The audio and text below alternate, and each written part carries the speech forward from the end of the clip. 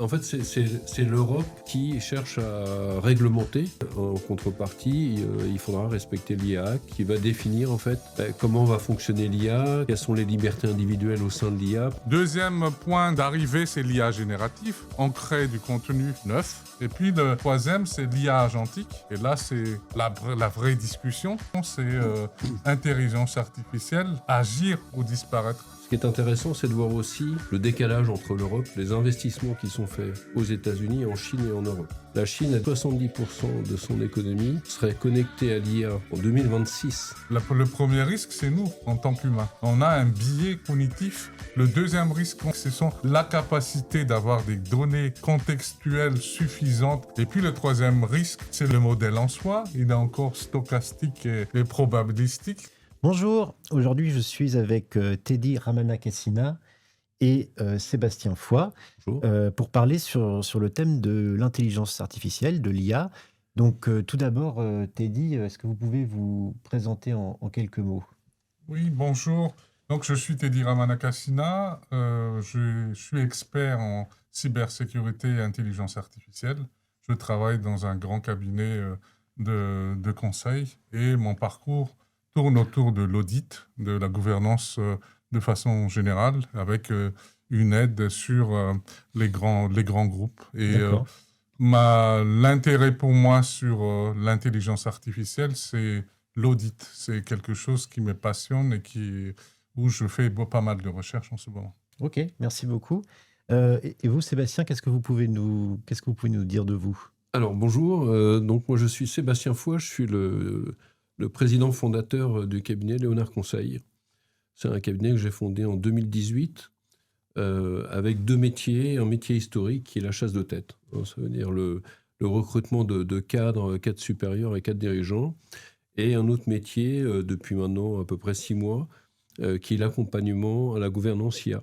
D'accord. C'est-à-dire qu'on a une méthode qui permet d'accompagner les dirigeants dans la mise en place de leur gouvernance IA, la mise en place de l'IA au sein de leur structure. Ok, merci. Donc on va commencer assez simplement. Finalement, je vais vous demander à chacun votre définition de l'IA. Alors Teddy, on va commencer par vous. Ok. C'est une petite question, mais qui mérite une grande réponse. Oui. Donc c'est l'IA, on pense en général que c'est un logiciel, mais c'est plutôt un ensemble de capacité qui permet de prédire, d'apprendre et d'ajuster un comportement après son déploiement. Donc, au départ, c'est des données historiques, on prédit. Avec l'arrivée de l'intelligence générative, ça crée des contenus. Et puis, très prochainement, ou à l'heure actuelle, un grand sujet, c'est l'IA agentique, où donc, il va prendre une décision. Je peux continuer encore? Oui, bien sûr, on est là pour ça. On a tout le temps qu'on veut, on n'est pas à la télé, donc allez-y. Oui. Donc, si on peut donner une définition, je dirais, officielle, mais il y a la nouvelle réglementation qui est l'IA Act. Donc, c'est un système qui reçoit des données, qui inférer dans le sens, je prends un échantillonnage et par la suite, je tire une conclusion générale. Okay. Puis, il génère des décisions, des recommandations, du contenu qui influence un environnement. En une phrase, c'est un système qui transforme les données en décisions. Et c'est ça qui est intéressant. Parce que quand vous externalisez une décision à une machine, c'est même un échange avant notre arrivée avec Sébastien tout à l'heure, ben vous lui transférez une partie de votre pouvoir de gouvernance. Et c'est ça qui est intéressant.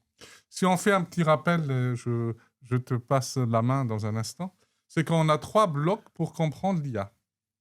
Il y a ce qu'on appelle l'intelligence artificielle traditionnelle, on analyse des données historiques et on prédit.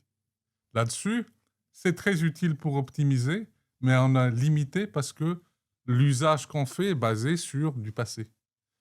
Deuxième point d'arrivée, c'est l'IA génératif. On crée du contenu neuf, multidimension, c'est texte, images, des codes. On génère de la vitesse, on a de la créativité, mais on a ce qu'on appelle des hallucinations. Il peut sortir du contexte, il peut sortir des éléments qui n'ont rien à voir avec ce qu'on a introduit parce que c'est probabilistique, c'est stochastique avec un changement qui arrive systématiquement. Stochastique, c'est qu'on a un effet probabilistique, même si vous posez la même question, vous et moi, dans un chat GPT, ce ne sera pas les mêmes réponses parce qu'il va mettre un petit biais à l'intérieur. Et puis, le troisième, c'est l'IA agentique. Et là, c'est la vraie discussion. Elle n'explique pas seulement, elle agit. Elle peut prendre des décisions autonomes, 24 heures sur 24, dans un environnement. Et c'est l'étape où l'entreprise peut beaucoup gagner ou perdre. Et ça revient au titre de notre émission, c'est intelligence artificielle, agir ou disparaître. Donc, ces trois axes-là coexistent. Et j'ai pu prendre quelques chiffres. C'est 86% des employeurs pensent qu'elles vont transformer l'entreprise le modèle en 2030, mais on a un problème des compétences. On parle beaucoup de l'IA, mais qui est vraiment expert? Je me suis déclaré expert, mais c'est sur un domaine très précis qui est la gouvernance et l'audit. Je ne suis pas expert de tout IA dans son ensemble. Et cette troisième partie de l'IA qui est l'agentique, c'est une notion de pouvoir. On a un nouvel organe de l'entreprise. Nous sommes dans la transformation. J'ai un nouveau collègue qui est une machine. D'accord. Ok. Merci beaucoup. Et alors, Sébastien, qu'est-ce que vous pouvez ajouter? Est-ce que vous êtes d'accord avec cette définition? Alors, Teddy l'a rappelé, en fait, il y a trois types d'IA. Bon, déjà, l'IA en tant que telle et telle qu'on la conçoit aujourd'hui, c'est très récent. C'est OpenAI qui, en 2022, a créé ChatGPT. Et à partir de là, tout s'est emballé. Et ça va de plus en plus vite. C'est-à-dire que le train accélère au fur et à mesure. On en viendra tout à l'heure peut-être à parler du rôle de l'Europe et de la France dans le monde, mais on a beaucoup de retard. Il a dit, il y a l'IA traditionnelle qui était l'IA telle qu'elle a été conçue au départ, la générative et l'agentique qui est l'IA de demain, voire d'aujourd'hui dans certains cas. Ce qui est intéressant, c'est de voir le décalage entre la définition du Larousse et l'IA, parce que le Larousse, à un moment donné, il a pris une photo, sauf que la photo, aujourd'hui... il est un peu dépassé.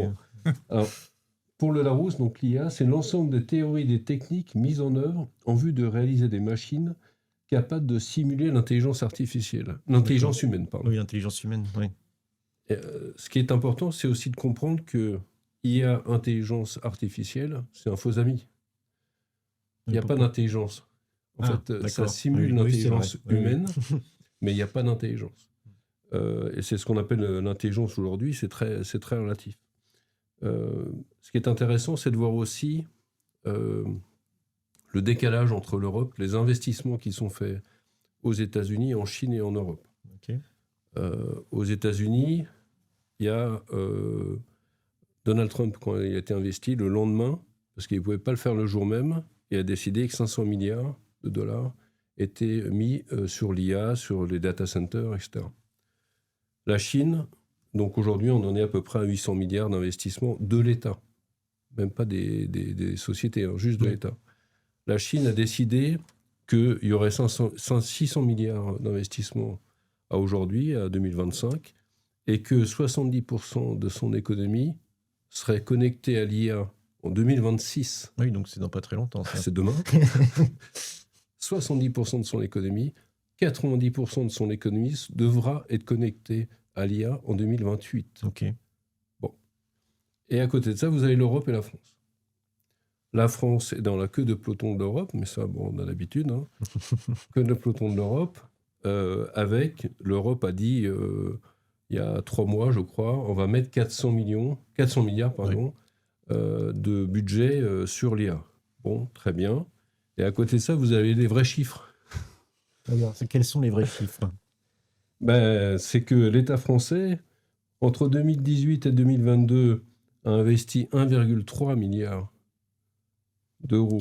Attendez, ça c'est entre quelle date et quelle date? 2018-2022. Mais c'est le dernier rapport de la Cour des comptes. Ça m'étonne parce que ça me paraît très peu, non? C'est le dernier rapport de la Cour des comptes, qui date de 10 jours. Ah oui, d'accord. Et 2023-2025, 1,1 milliard. Oui, donc ça a baissé en plus. on est quand même un peu largué, hein, si vous me permettez l'expression. On dirait, oui. Oui. Bon, alors il y a Choose France, le président de la République, je crois en début d'année, a dit on va mettre 17 milliards sur l'IA dans le cadre de Choose France. Sauf que Choose France, il faut bien se rappeler ce que c'est. C'est-à-dire qu'on fait venir des entreprises américaines ou autres, hein, et on les aide à s'implanter en France. Bon, ok, c'est un point de vue. Et il y a aussi un autre chiffre qui est assez impressionnant, mais qui est prédictif en fait. 109 milliards sont investis dans l'IA en France par les entreprises privées. D'accord, donc c'est déjà un peu mieux que... C'est déjà un peu mieux, mais ça reste 13 ans de ça quand même. Hein.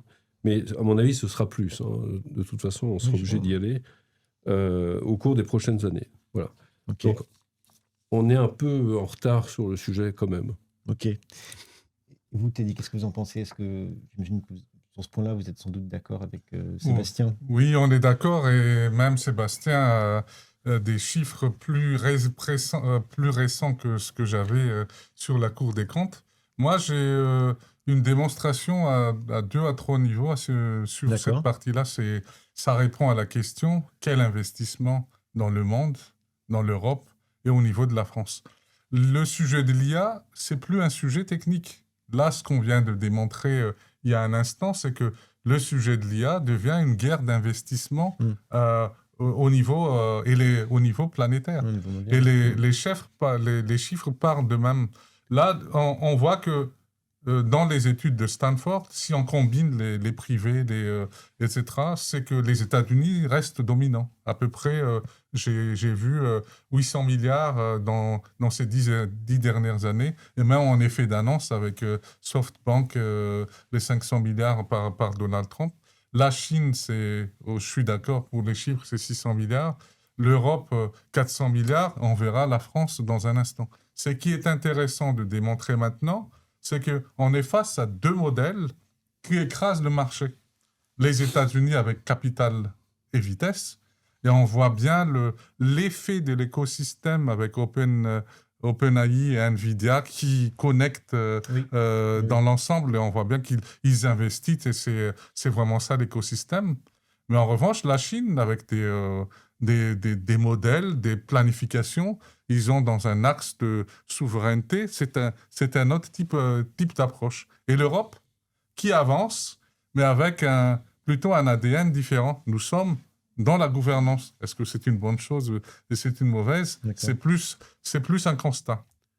On est plus dans la création de l'IA Act, dans les investissements, et je suis d'accord, les investissements sur le privé, 50 milliards, c'est loin des hyperscalaires américains. Ben oui, ça me paraît, et il y a cette notion de souveraineté, peut-être, qu'on va poser comme problématique plus tard.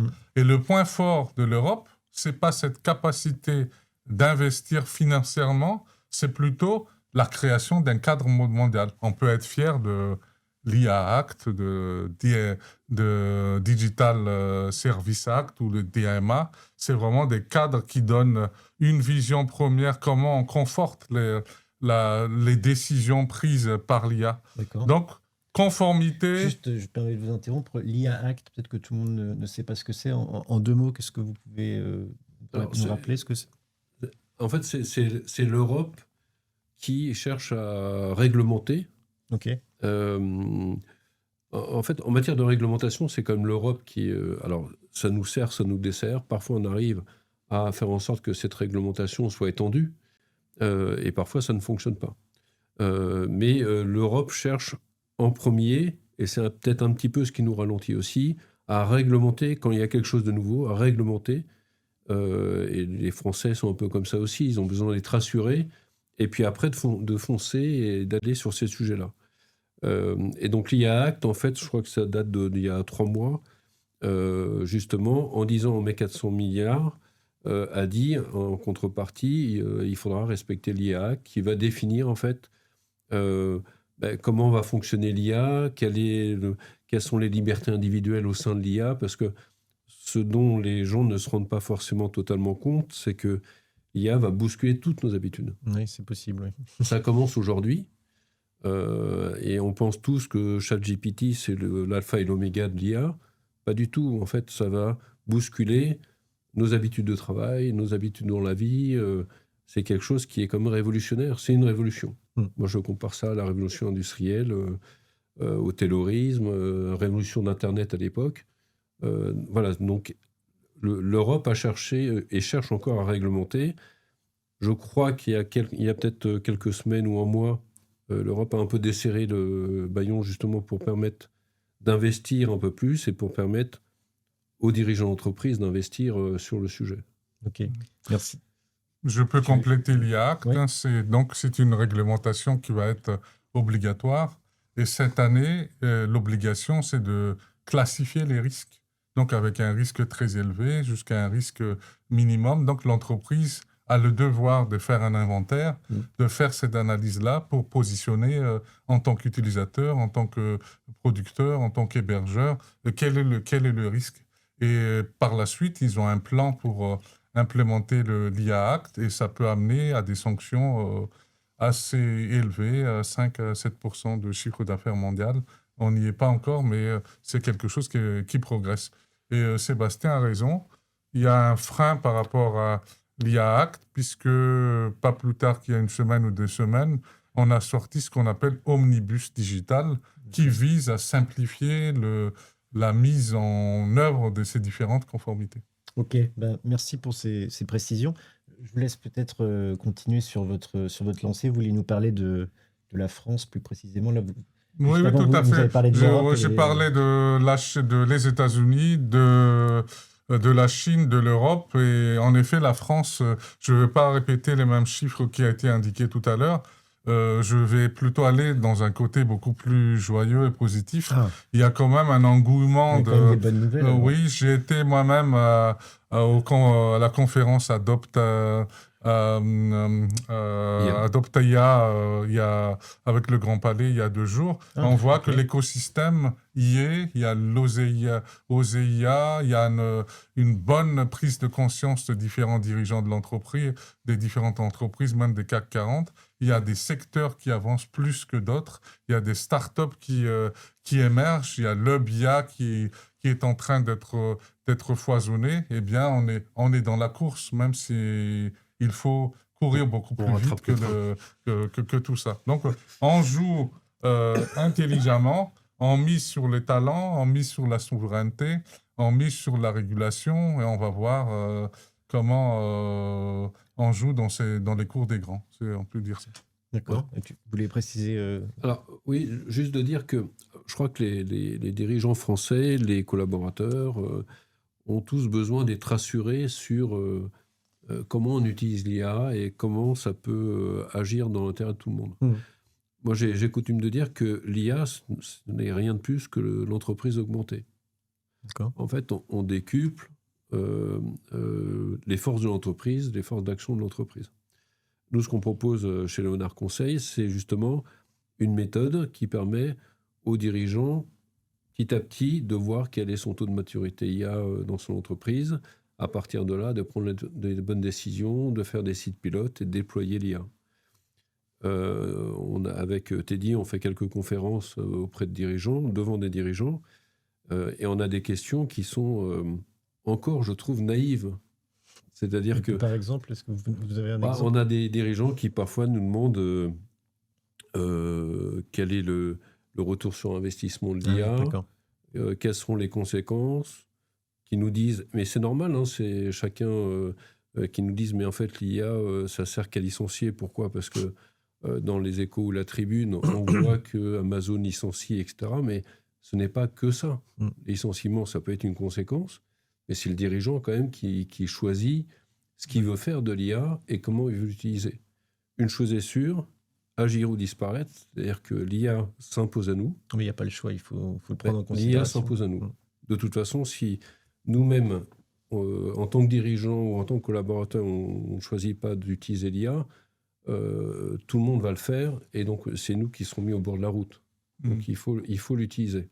La question, c'est d'être suffisamment informé pour pouvoir l'utiliser au mieux. D'accord, ok. Si je peux compléter, bien sûr, allez-y. Il y a même un lien par rapport à l'IA Act tout à l'heure. C'est-à-dire que l'IA Act va imposer ce qu'on appelle Artificial Intelligence Literacy, On a besoin, si on doit conduire une voiture, il faut un permis. Et le permis de l'IA, c'est cette sensibilisation pour comprendre les risques. Et le risque au niveau de l'IA, je peux le citer à 4 niveaux. Le premier risque, c'est nous, en tant qu'humains. On a un biais cognitif, même si on veut saisir quelque chose dans un chat, on a déjà une idée très précise. Et on peut être influencé par rapport à notre filtre naturel. Donc l'IA, c'est viser, regarder d'abord les conséquences que ça apporte. Le deuxième risque qu'on voit, et ça revient à une des conférences qu'on a animées avec Sébastien, c'est que les patrons, les dirigeants d'entreprise, certains, mais pas tous, pensent que l'IA, c'est juste un outil. Mais l'outil, il doit être alimenté par les données de l'entreprise. Donc le premier risque, ce sont la capacité d'avoir des données contextuelles suffisantes, bien représentatives, pour utiliser l'IA. Et puis le troisième risque qu'on pourrait avoir, c'est le modèle. Le modèle en soi, il est encore stochastique et probabilistique. L'introduction a été faite il y a un instant. Et bien, dans ce modèle-là, il va s'appuyer à la fois sur l'humain et aussi sur les données pour émettre une décision. Et cette décision-là, je suis à 100% en phase avec Sébastien. Ces décisions-là, il ne faut pas que ce soit uniquement automatique, vu par la machine. Il faut ce qu'on appelle human in the loop, un contrôle posteriori pour qu'il y ait en tout cas une validation humaine par la suite. Et c'est ça qui emmène à une transformation. Bon, la difficulté de l'IA de maintenant, c'est que à l'époque de l'Internet ou à l'époque des autres industries, on touche plutôt les cols bleus, les ouvriers. Maintenant, l'IA touche des avocats, des médecins, des cadres supérieurs dans l'automatisation. Mais si on prend l'angle transformation, je suis plutôt augmenté par rapport à tout ça, eh bien, ça marchera mieux. Donc, il faut que les dirigeants de l'entreprise gèrent cette transformation parce qu'on n'a pas le choix. C'est ça, en fait. D'accord. Oui, allez-y. Alors, pour en revenir en fait au thème du revenu, parce que c'est combien ça coûte, combien ça va rapporter. Pour le collaborateur lambda, c'est très bien, mais moi, l'IA, donc on va me l'imposer très bien.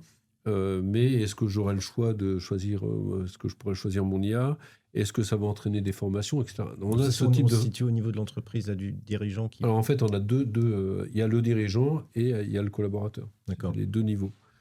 La première chose, c'est que aujourd'hui, mais ça va se tasser, mais aujourd'hui, on a 80% des projets IA qui sont des échecs.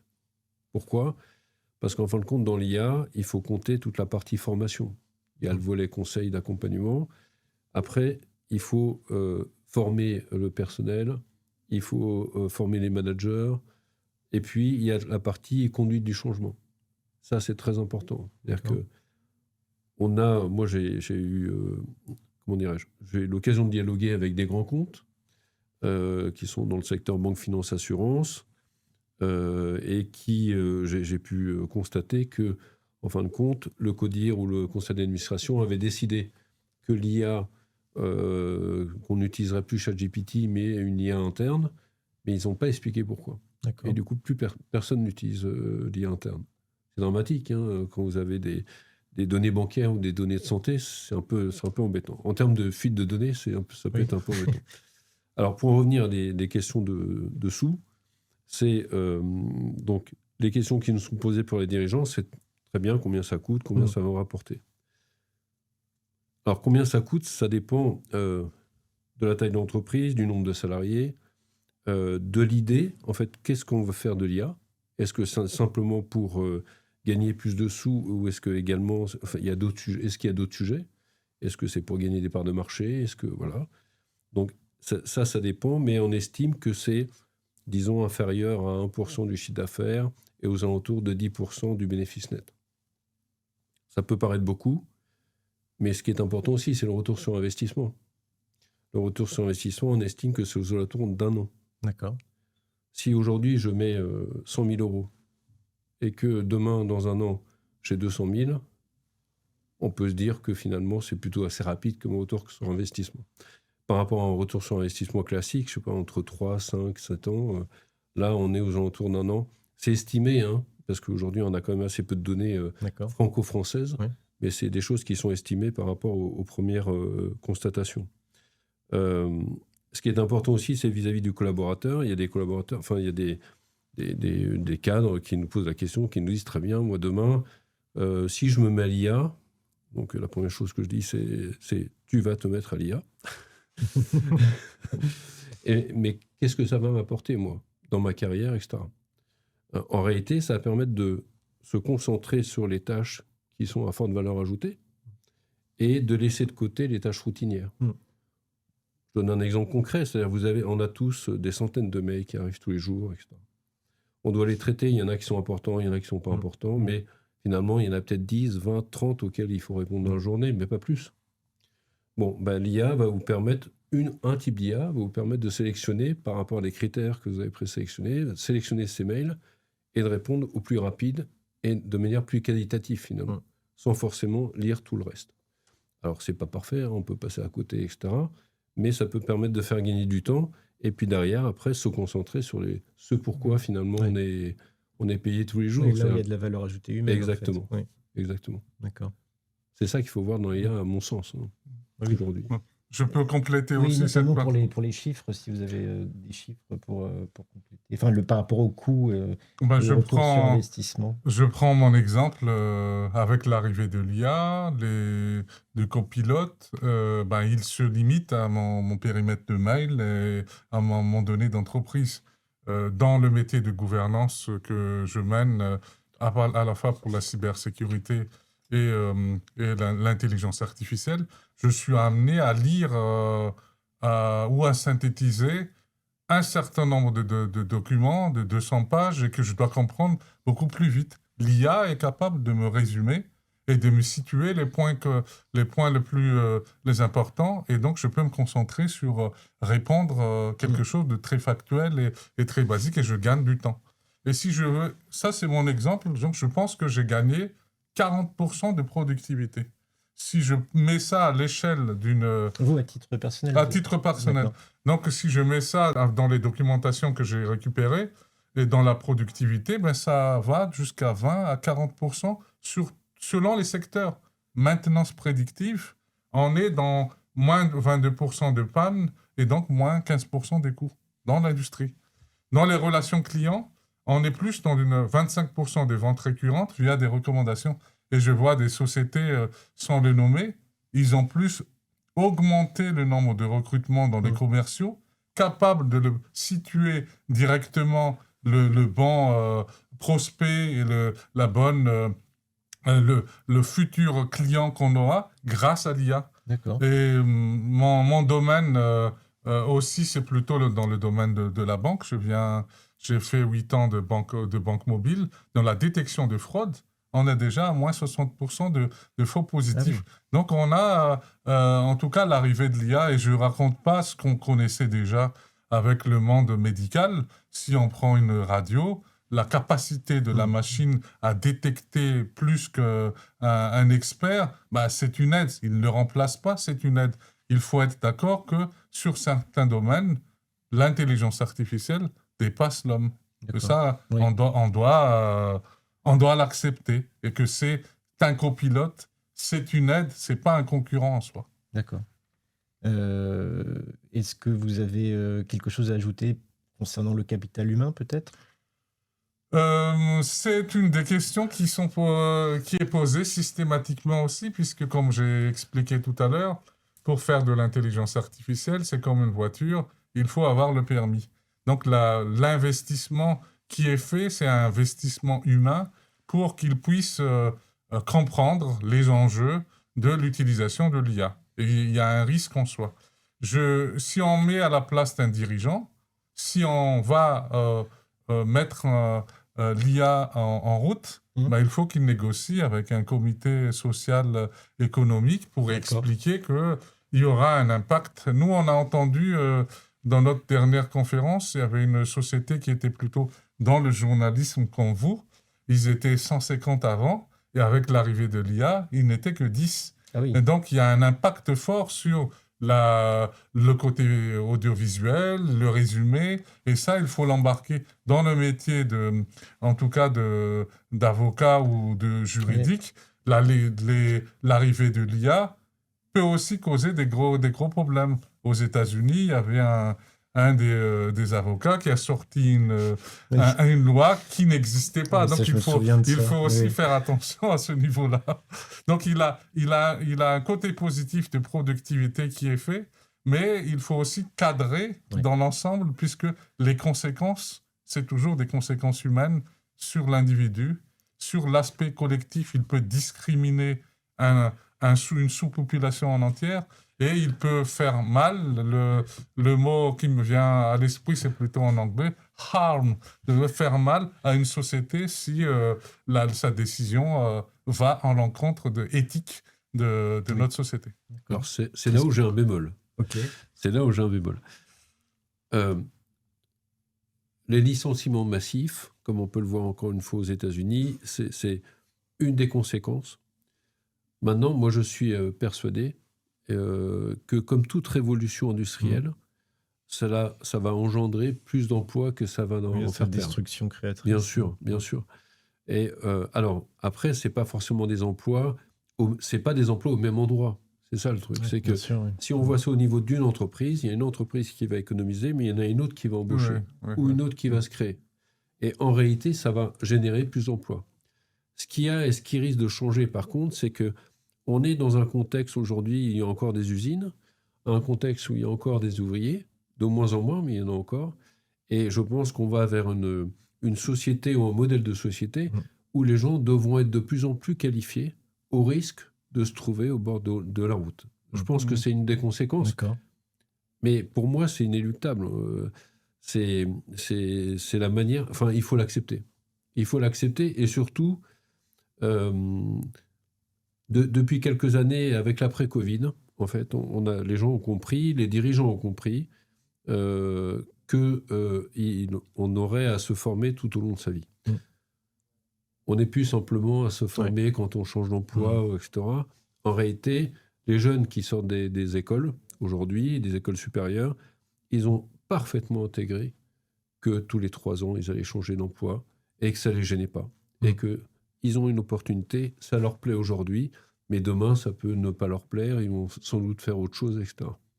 Donc ça fait partie de la mentalité et de la manière de fonctionner de la génération montante, mais puis de la génération qui arrive. L'IA va accentuer cette mobilité, finalement. Accentuer ou pas, mais ça fait partie en fait de ce monde-là. Oui, voilà, exactement, accompagner. Ça fait partie de ce monde-là et il faut en tenir compte. Et vous avez des entreprises... petites, moyennes ou grandes d'ailleurs, qui arrivent parfaitement à accompagner cette génération-là, et vous en avez d'autres qui comprennent pas, qui ont un management qui est complètement à côté de la plaque, et qui de ce fait-là, risquent peut-être d'être concurrencés par d'autres boîtes qui vont intégrer ce genre de choses. Alors, il y a aussi un sujet qui est la bulle... Aujourd'hui, on entend beaucoup parler de bulles financières. On a fait pas mal d'articles là-dessus. C'est vrai que c'est un thème dont on parle beaucoup, notamment encore plus depuis que Nvidia a dépassé les, je ne vais pas dire de bêtises, là, en capitalisation. Et puis vous avez Google là, qui hier ou avant-hier a mis 32 milliards sur la table pour acheter un opérateur IA. Enfin, vous avez des sommes folles. Mais en réalité, tout ça... Mais vous y croyez finalement non, pas du tout. Parce qu'en fait, la bulle, elle se dégonfle au fur et à mesure. En réalité, aujourd'hui, on prévoit qu'il y aura 1200 ou 1500 milliards, en tous les cas aux États-Unis, et on est à peu près à la moitié. En fait, ils sont en train les grands acteurs, les 6 fantastiques ou les 10 fantastiques dont on parle, en fait, sont en train de se marquer à la culotte et de remporter des parts de marché, de se positionner pour demain.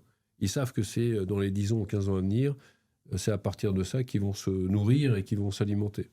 Donc, il y a un jeu comme ça qui est en train de se faire et qui, à mon avis, va s'arrêter dans le courant de l'année 2026. Enfin, à mon avis, fin 2026, tout ça, chacun saura à peu près où il en est. Ok. Donc, il y aura, on va peut-être avoir 500 ou 600 milliards qui vont être déboursés courant 2026, ce qui est beaucoup plus que ce qu'on a vu, ce qui est l'équivalent de ce qu'on a vu jusqu'à présent sur plusieurs années. Là, ce sera sur une seule année. Mais à partir de là, ça va se ralentir, parce que de toute façon, il y a des questions de moyens, naturellement. Et on peut voir que les cours de bourse se modulent en fonction du risque des différents... en fonction de l'appétence des opérateurs par rapport à l'IA. C'est-à-dire, si j'intègre pas l'IA, je suis sanctionné par la bourse. Donc, je suis obligé d'intégrer l'IA. D'accord. Ça, c'est la première chose. La deuxième chose, si j'ai un trop gros appétit, que je n'ai pas les moyens, je vais être sanctionné à un moment donné. Donc, ça se régule. Donc, à mon avis, je ne vois pas pourquoi il y aurait une bulle financière. Ok. Moi, j'ai envie de compléter sur cette question de bulle. Vous n'êtes pas d'accord, peut-être C'est plutôt Ce oui serait et bien non. que tu ne sois pas d'accord. Ouais, c'est plutôt... Là, je veux faire plutôt de oui et non. C'est en même temps, si je peux prendre la main. Il y a une bulle sur les valorisations, mais pas sur la technologie. Si je regarde les trois facteurs qui sont réunis là-dessus, si on observe, en tout cas OpenAI, depuis son arrivée, il y a un investissement multiplié par 8. Donc, les coûts depuis son arrivée est assez fort. On voit plusieurs startups qui travaillent autour de l'intelligence artificielle, mais ils n'ont pas de modèle économique. Et ça, c'est peut-être un sujet aussi, le modèle économique. Le modèle économique du cloud, c'est du cloud as services, c'est-à-dire je prends à l'usage. Là-dessus, le modèle peut changer en modèle je paye au résultat. Donc, c'est un peu différent. Et puis, il y a un effet hors numérique, hors dans le sens gold du terme, c'est que tout le monde veut son produit ou son agent IA. Donc, il y a un effet d'espérance beaucoup plus fort que par rapport à ce qu'il produit. Et ces valorisations sont mécaniquement insoutenables.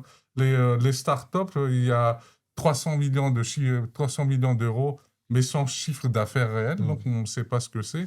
Les fonds qui achètent des chats GPT qui sont englobés, mais on n'a pas le domaine qui m'intéresse, qui est plutôt la due diligence technique ou l'audit qui en fait. Des multiples technologies, mais peu de barrières à l'entrée. Donc, ça fait partie de la bulle. Mais comme j'ai dit tout à l'heure, le côté positif, c'est pas une bulle, puisqu'il rapporte déjà, il génère du cash. On a réduit les pannes industrielles. On est dans les réductions des faux positifs dans le monde financier et bancaire. On a des augmentations des ventes. Donc, il y a un ROI pour certains secteurs qui a été pratiquement multiplié par 2 en 9 mois. Donc, la spéculation peut craquer, mais la technologie ne craquera pas. Oui, contrairement à Internet. Internet, on se rappelle. En fait, Internet, pourquoi ça a explosé ? Parce qu'il n'y a pas de revenus derrière. Vous n'aviez pas de chiffre d'affaires. On ne savait pas, mais qu'est-ce qu'on va faire avec Internet ? Comment, avec tous les investissements qu'on a fait, comment on va générer du flux ? Et bien là, pour le coup... là, c'est pas pareil. Non, parce que ChatGPT, au départ, c'était gratuit. Puis après, parce qu'on parle quand même de ça, parce que c'est, pour l'instant, en tous les cas, ça reste une référence. Mais je pense que d'ici quelques mois ou assez peu de temps, ça va être remplacé par d'autres. Mais de toute façon, ça a généré, à partir du moment où il y a eu le pro, etc., ça a généré tout de suite du revenu. Donc la bulle, ça repose sur quelque chose. Je peux aussi ajouter sur pourquoi c'est pas une bulle. De l'autre côté, c'est qu'au moment de l'Internet, il y avait une sous-capacité de la technologie. Avec l'intelligence artificielle, nous sommes en surcapacité de demande. Il y a les data centers et les GPU de NVIDIA sont en surcapacité. Ils ne savent même plus à qui donner puisqu'il y a beaucoup de demandes. Donc ça c'est ce qui fait la différence entre Internet de l'an 2000 Internet, c'était des vieux ordi. Je sais pas, on ne se souvient pas, mais il y a 25 ans, quand même, c'était très rustique.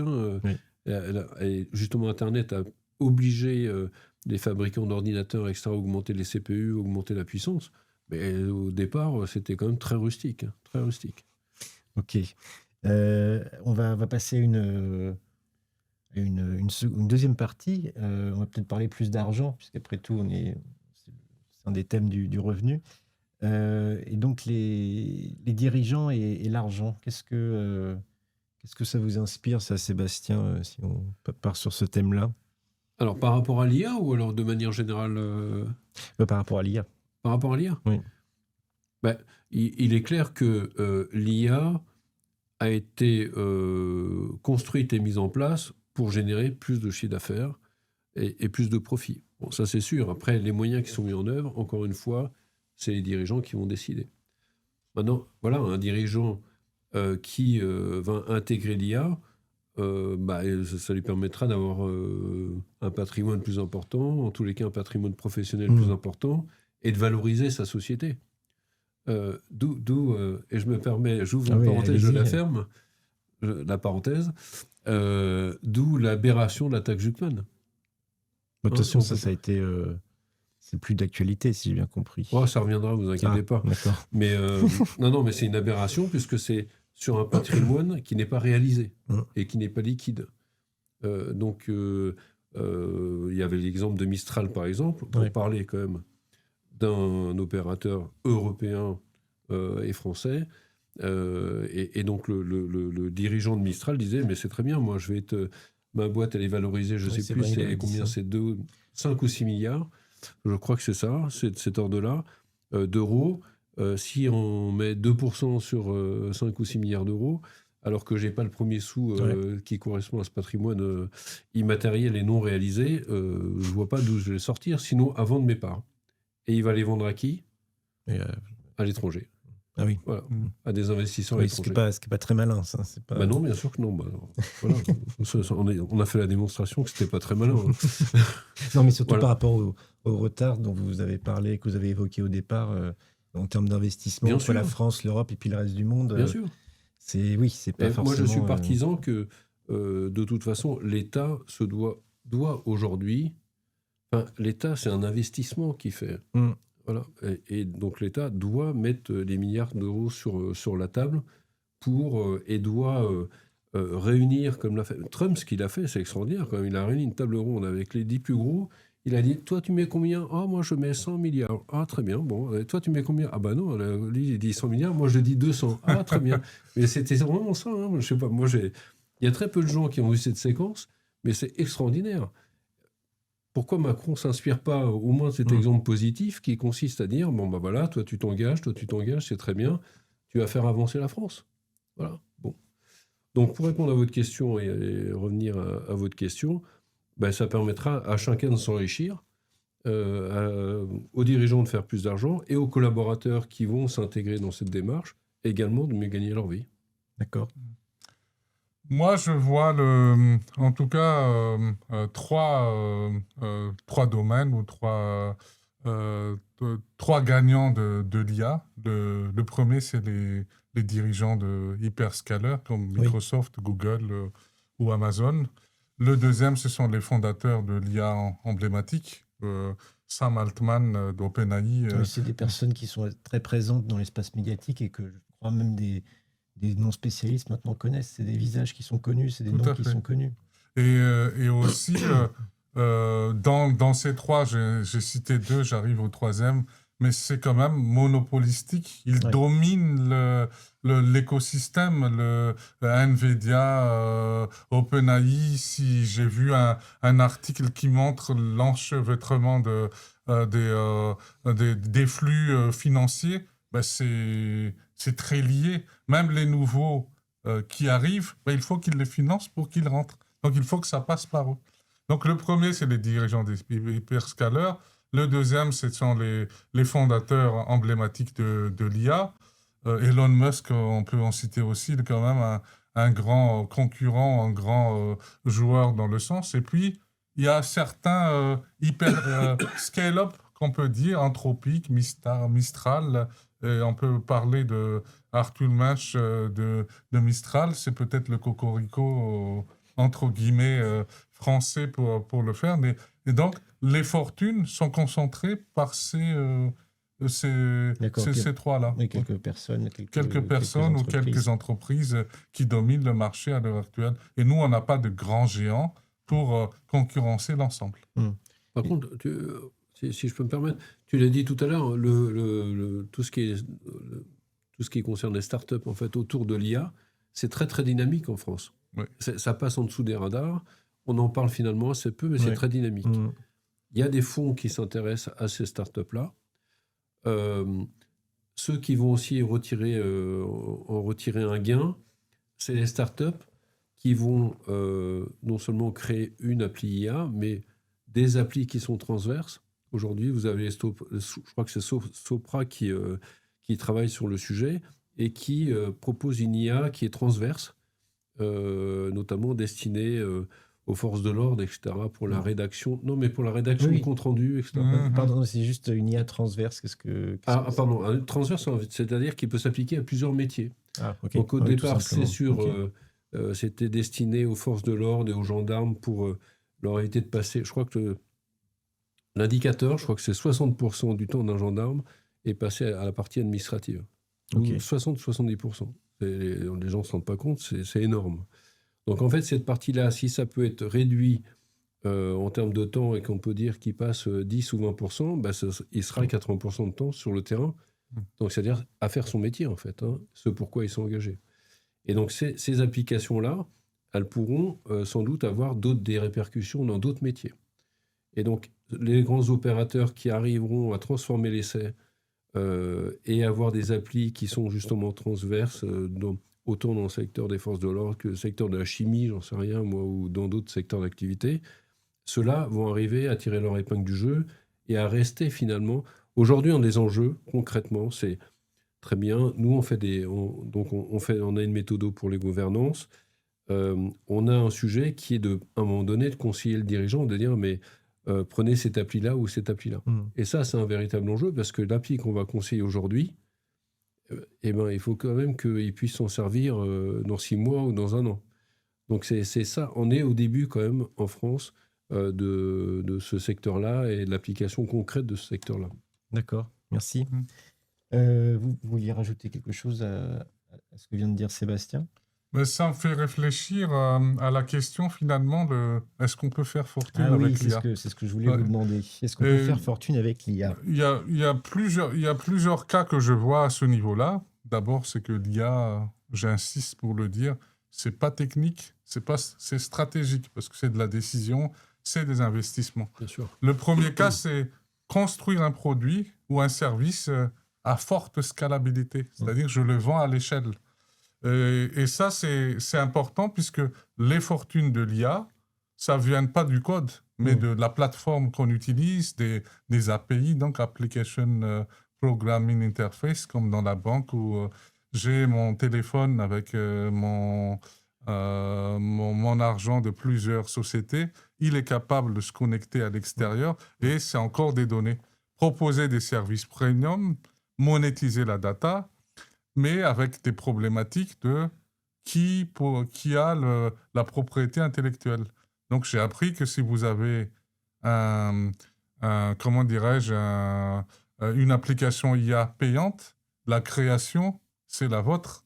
Si vous utilisez l'application gratuite, ça appartient à la plateforme. Donc, il y a aussi un aspect juridique à voir à ce niveau-là. D'accord. Le deuxième cas que je vois, c'est plutôt le rôle du COMEX, du comité exécutif. Le monde va manquer de responsables IA à haut risque, des auditeurs IA, et c'est ma bataille, cette partie auditeurs IA, des nouvelles créations de métiers que Sébastien va certainement embaucher très prochainement, des Chief Trust Officer ou des Chief Audit. Il y a des métiers qui vont être créés. Ah oui, et je reviens à ce que tu as dit tout à l'heure aussi. L'IA va détruire, je crois, 95 millions d'emplois et créer 60. Mon chiffre n'est pas exact, mais le vrai message là-dessus, c'est qu'il faut donc accompagner cette transformation. Dès 2026, il y aura une reformatage des compétences à suivre dans tous les États. Donc, j'ai regardé des articles qui sont sortis sur les salaires au niveau de l'IA. Pour moi, je Je ne sais pas si c'est vrai, mais c'est vraiment quelque chose. Ils sont mieux même payés que des patrons d'entreprise. Donc, c'est vraiment un métier d'avenir qu'il faut Mais voir. ça, c'est quel boulot, quel poste, quand vous dites des métiers IA, c'est... C'est des métiers d'architecte IA, D'accord. des métiers de Chief AI Officer Exactement. qui Ouais, existent, c'est mais ça. qui n'existent pas encore en France. Et puis, la difficulté aussi des talents, c'est que l'IA va être transverse, comme a dit Sébastien tout à l'heure. On doit avoir une compréhension juridique, un peu technique, dialoguer avec le management, voir si c'est un risque technique cyber. Donc, il faut des moutons à 4 pattes, voire 5, et bientôt 6. Donc, je ne sais pas, on va le trouver, mais il faut une dimension à la fois juridique et en même temps Oui. une dimension technique pour comprendre ce qui se passe, mais surtout juridique, à mon avis. C'est-à-dire la notion de RGPD, par exemple, la notion de réglementation, etc. La personne qui va être Chief IA Officer ou directeur de l'IA ou de la gouvernance IA devra avoir une compréhension de l'aspect juridique. À mon avis, c'est un des principaux risques. C'est la partie juridique et puis la partie liberté également des collaborateurs. Est-ce que ce cadre juridique, on en a un tout petit peu parlé avant, mais est-ce que ce cadre juridique existe vraiment ou est-ce qu'il est encore un peu au mouvant? début, Oui, c'est ça. Donc, on le pose. C'est l'Europe avec l'IA Act voilà, qui c'est tente ça. de Oui, poser cet aspect-là. Mais encore une fois, il y a eu un recul. Alors, je ne peux pas vous dire exactement sur quel type de réglementation, mais pour laisser un espace justement à l'investissement, il y a eu un recul de ce point de vue-là. D'accord. Mais de toutes les manières, il faudra délimiter. On ne peut pas utiliser... Enfin, il y a des notions de fuite de données, des notions d'utilisation de données, parce que ce qu'il faut voir aussi, c'est que l'IA va générer une massification des données. C'est-à-dire qu'on devra produire des données pour que l'IA utilise ces données et en sorte quelque chose. Et ça fait partie, en fait, des critères qui sont l'IA de demain dépendra des data centers, donc des centres de données, dépendra de l'énergie et dépendra des données elles-mêmes. C'est les 3 critères qui vont définir, en fait, l'IA de demain. Les data centers, on le voit, y compris en France. Hein. Il y a un département qui est proche de la région parisienne. Vous avez déjà 30 data centers qui sont prévus sur 39 villes. Voilà, donc on y est. Mais ça, on sent bien que, par contre, il y a une volonté de l'État de ce point de vue-là. Oui. L'énergie, la Chine y répond parce qu'il y a des data centers énormes qui sont mis en place, notamment en Mongolie. Alors c'est bien parce qu'il fait froid, donc non mais c'est important. Ça les refroidit. Et ça refroidit automatiquement. Oui, c'est pas bête. Et puis comme il y a peu de monde, mais je crois qu'un des plus gros data centers au monde, c'est en Mongolie. D'accord. Donc la notion d'énergie, mais nous, on n'y répond pas, par contre. Et puis la notion de données, ça se produit pas aujourd'hui parce qu'on a de la donnée, mais ça se produira demain. D'accord. Ce sera un problème. Et justement, en parlant de demain, à vous entendre, j'ai l'impression que 2026 va être une date charnière. Pardon. Est-ce que vous pouvez nous dire, préciser un petit peu pourquoi? Et puis, je poserai la même question après. Ça rejoint la première question. Qu'est-ce que l'IA? Oui. On a défini l'IA au départ, mais on n'a pas parlé des 3 niveaux d'IA.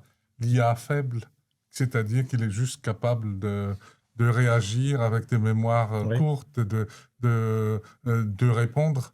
Il y a plutôt l'IA, l'AGI, c'est l'IA plutôt qui va être au même niveau que l'être humain. Peut-être n'aura pas d'émotion, mais arriver jusque-là. Et d'après la lecture que je fais à l'heure actuelle, c'est que dès 2026, en tout cas, ceux qui construisent le modèle pensent atteindre ce niveau de IA au niveau humain. Et puis, il y a un 3e niveau, l'IA super intelligent, collectivement, il dépasse tout l'individu. Et ça me pose une question de conclusion, tout ça. Et c'est là où je défends même ma présence aujourd'hui.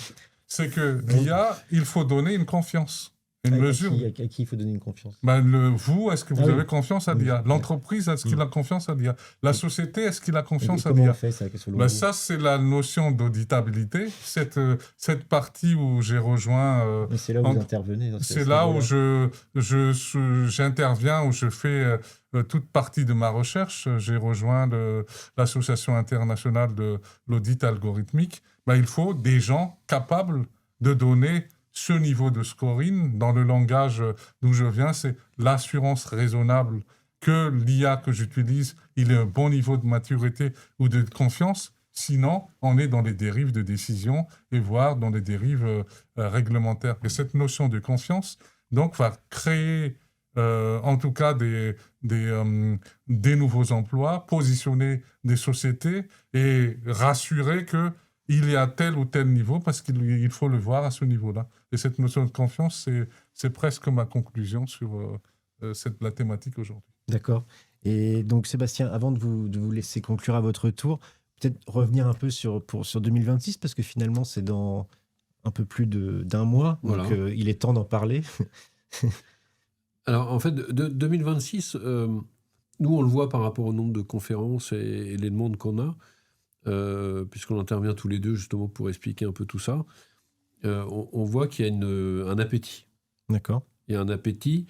Aujourd'hui, il y a un appétit de la part des dirigeants, puisque, je vous dis, vous ouvrez les Échos tous les jours, vous avez des articles, et des articles de plus en plus, pour le coup, moi je l'ai vu ces 2 derniers mois, où on partait des États-Unis, on arrive finalement à l'Europe, la France, comment ça va se passer chez nous. Et c'est ça qui est intéressant aussi, c'est de voir un peu le fil, et c'est ce qui nous intéresse aujourd'hui. Mais on a encore besoin, moi j'estime qu'on est encore en période d'évangélisation. Dans le conseil, l'évangélisation, c'est le fait d'expliquer finalement quel est votre intérêt et est-ce que vous allez pouvoir passer outre et finalement comment vous allez pouvoir l'appliquer pour les dirigeants, en tous les cas dans votre structure. Et puis aussi d'expliquer, parce que ça passe aussi par là, que l'IA pour l'utilisateur moyen que nous sommes, c'est pas ChatGPT. Ce sera sans doute une autre IA qui sera différente selon que vous travaillez dans tel ou tel secteur. Mais vous allez pouvoir vous appuyer sur cette IA pour devenir un collaborateur augmenté dans une entreprise augmentée. Et donc, de vous focaliser sur des tâches qui sont plus intéressantes que les tâches routinières. D'accord. Et donc ça, c'est à très court terme, finalement. Ah oui, ça a déjà commencé dans certaines organisations.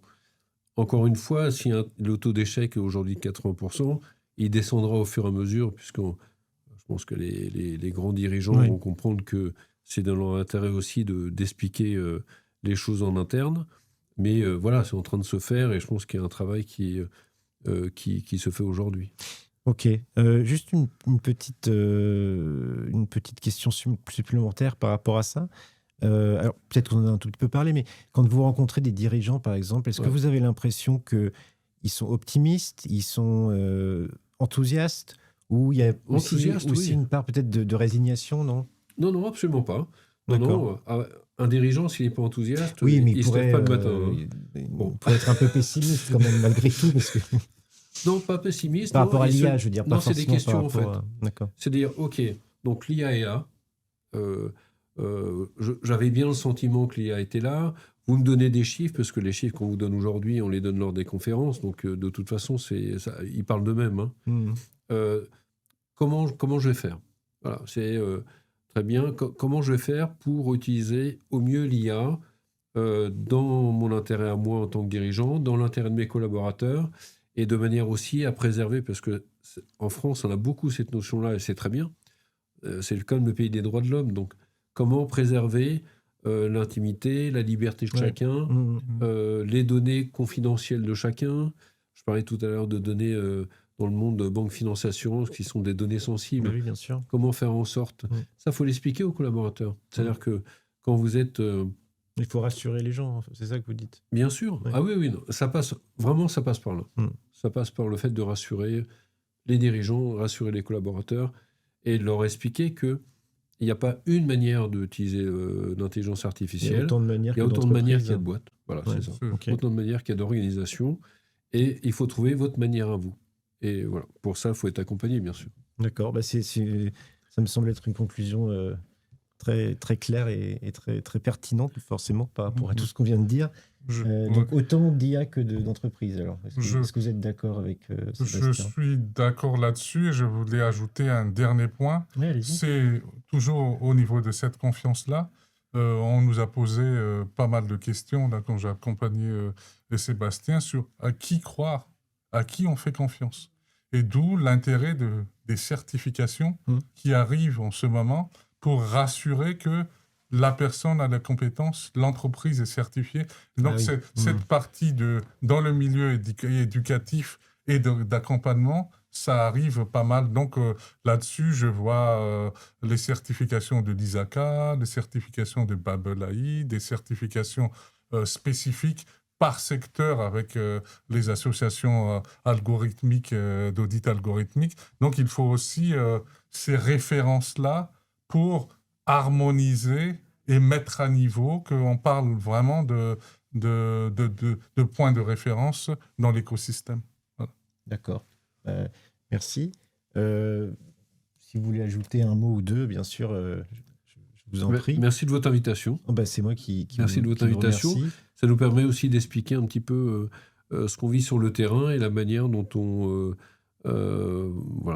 propose, ce qu'on propose justement aux entreprises pour les accompagner sur ce sujet-là. C'est des choses importantes. Et encore une fois, il ne faut pas chercher à éviter l'IA, il faut chercher à utiliser au mieux l'IA. L'IA, moi, mon avis, c'est que l'IA, c'est un outil. Mais bon, c'est un vieux débat qu'on a avec Teddy. Mais, et pour ça, c'est un outil puissant. D'accord. Très puissant. Il y a beaucoup d'intérêts financiers. Et donc, il faut utiliser cet outil au mieux. D'accord. Merci. Et pour conclure, alors, c'est un outil ou pas un outil, Léa? Pour moi, c'est tout un écosystème. Il faut répondre en une phrase. C'est tout un écosystème. C'est d'abord l'individu qui rentre les données dans le système. C'est ensuite des données, des modèles, et c'est un écosystème technique. C'est cet ensemble-là qui va prendre une décision. C'est ça que j'appelle l'IA, pas seulement l'outil. Ok, super. Merci beaucoup. Écoutez, merci d'avoir suivi ce débat entre Sébastien et Teddy. Si vous avez apprécié, vous pouvez liker la vidéo et vous abonner au Revenu. Merci, au revoir. Merci à tous. Merci.